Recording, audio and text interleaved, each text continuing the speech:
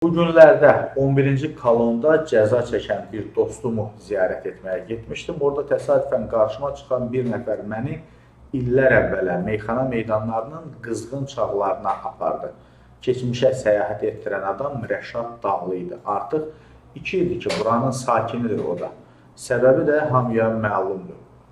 Meyxana aləminin tanınmış siması qonşusunu qətlə yetirdiyinə görə zindandadır. Ona 9 il 6 ay həbs cəzası verilib. Bir vaxtlar 40 yaşımda sənətdən gedəcəyəm deyə meyxanaçının həmin yaşda həbsdə ola biləcəyi bəlkə də heç ağlının ucundan keçməmişdir. Tanınmaq çətin idi. Üstündən cəmi 2 il yarım vaxt keçib, amma əvvəlki illərdə gördüyümüz Rəşaddan demək olar əsər əlamət qalmayıb. Xeyli arıqlayıb, saçları da ağarıb. Susqun, ciddi, əvvəlkindən biraz da çox.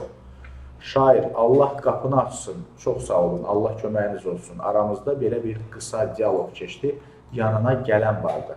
Məhkumlarla söhbətdə öyrəndim ki, Rəşad Dağlı cəza çəkmə müəssisəsində idmana başlayıb çəki itirməsinin səbəbi də bu imiş. Deyirlər ki, çox adamla qaynayıb qarışmır. Əsasən kamerada olur, sakit, tək. Söhbət əsnasında soruşdum ki, Rəşadın yanına həmkarlarından ən çox kimlər gəlir? Dedilər ki, daha çox Orxan Lökbatanlı və Ruslan Müşfiqabad gəlir. Bir də Mehman Əhmədli.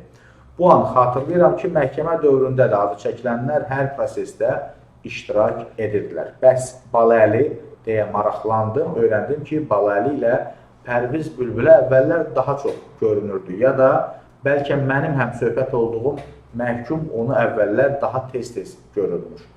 Zonun divarları arasında təkcə şair Rəşad Dağlının adı hallanmır. Bura bir zamanlar kreslo sahibi olan məmurların da son dayanacağına çevrilir. Məsələn, bir vaxtlar tədbirlərdəki şeirləri, sonradan maralları ilə də məşhur olan Şəmkirin sabiq icra başçısı Alim Paşa Məmmədov, Cəllabadın keçmiş rəhbəri Namiq Zeynalov da indi eyni dəmir qapıların arxasında günlərini sayırlar. Həyatın enişli yoxuşlu yolları onları da bura gətirib. Təəssüf ki, keçmiş vəzifə sahiblərinin içəridəki həyatı ilə az da olsa maraqlanmağa zamanım yetmədi. Axşamüstü saat 5-dir, görüş vaxtı bitir. Dostumu Rəşad Dağlını səssiz həyatı orada qoyub çıxdım. Çıxanda ürəyimdə də, dilimdə də eyni dua idi. Allah hamınızın qapısını açsın.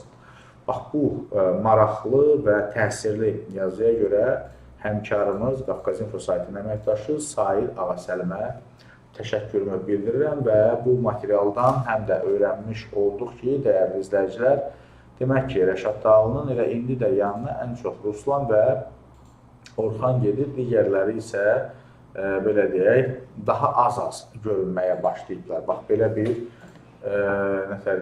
məlumat öyrənmiş olduq.